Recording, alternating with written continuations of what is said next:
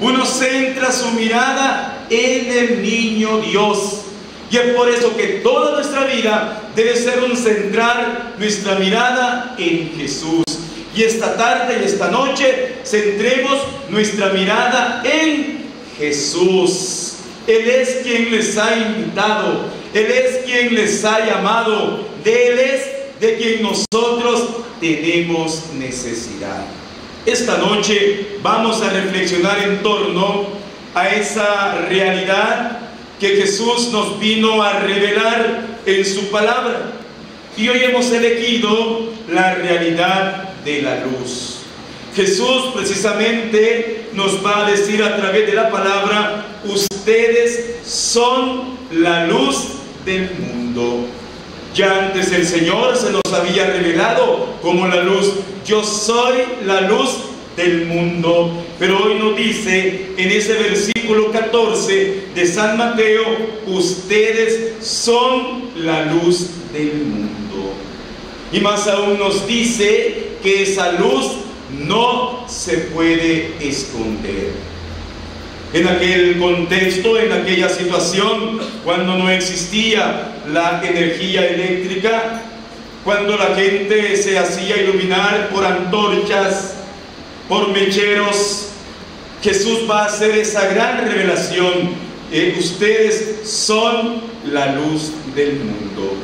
Pero ¿qué significa esa realidad de ser luz del mundo? Pero ¿cómo usted y yo podemos ser luz del mundo? Para reflexionar en torno a esta realidad, vamos a irnos al Antiguo Testamento y vamos a ver la vida de un hombre que le tocó ser luz en medio de las tinieblas. Y nos vamos a ir, para aquellos que han traído su Biblia, al libro del Génesis, capítulo 6, versículos del 5 en adelante. Ahí se nos va a narrar la vida de un hombre sencillo que un día va a recibir la orden de Dios de ser la luz en medio de las tinieblas, de ser la luz en medio de una sociedad que se había corrompido. Por lo tanto, esa orden, ese mandato que Dios le va a dar a Noé, va a cambiar por completo su vida y se va a dedicar a lo largo de toda esta a construir el arca, que se va a convertir en el instrumento de la salvación. Nos dice la palabra de Dios en ese capítulo 6 del libro del Génesis, versículo 5: Yahvé vio que la maldad del hombre en la tierra era grande y que todos sus pensamientos tendían siempre al mal. Se arrepintió pues de haber creado al hombre y se afligió su corazón. Palabra de Dios.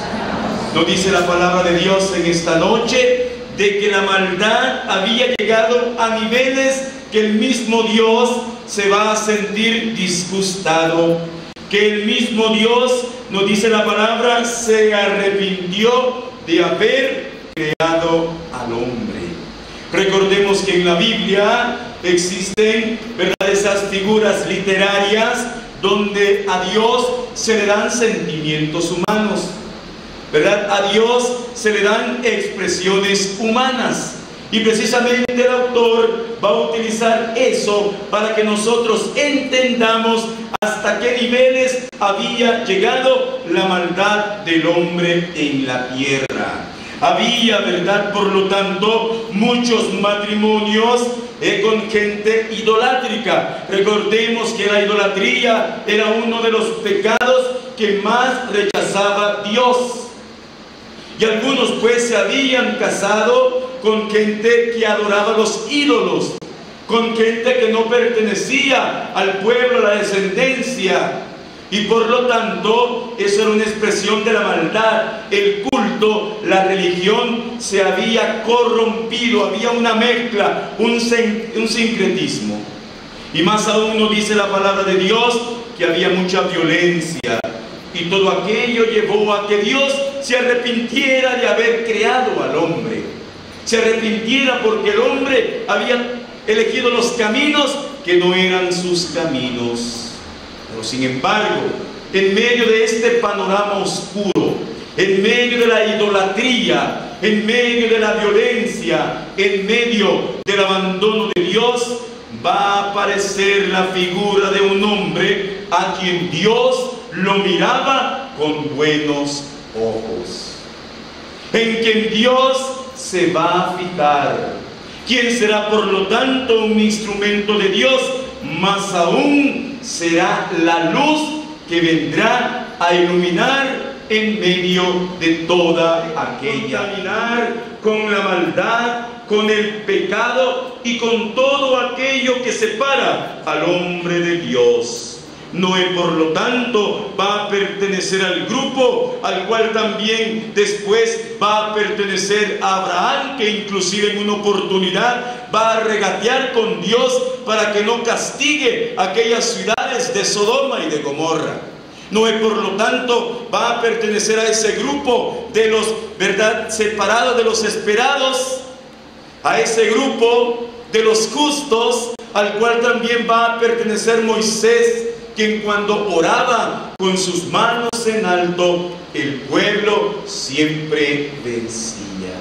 Hermanos y hermanas, la situación, por lo tanto, en la cual, ¿verdad?, vivió Moisés, pues no ha cambiado mucho a lo que hoy en día nosotros también estamos viviendo. Sobre todo con lo que llamamos la secularización, sobre todo con lo que nosotros llamamos el neopaganismo, o el Papa Juan Pablo II ha dado en llamar una cultura de la muerte, una cultura del pecado, una cultura en la cual se trata de sacar a Dios de todos los corazones, de todas las vidas y de todos los ambientes.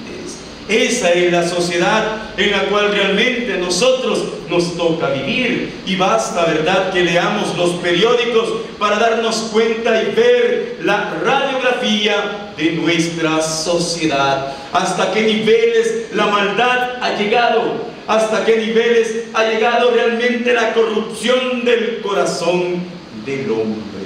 También hoy en día quizá Dios se arrepienta de habernos creado. También hoy en día quizá el corazón de Dios esté consternado al ver tanta maldad, al ver tanta miseria, al ver tan elemento que vemos en la vida de este hombre, que fue luz que iluminó las tinieblas, es su fe.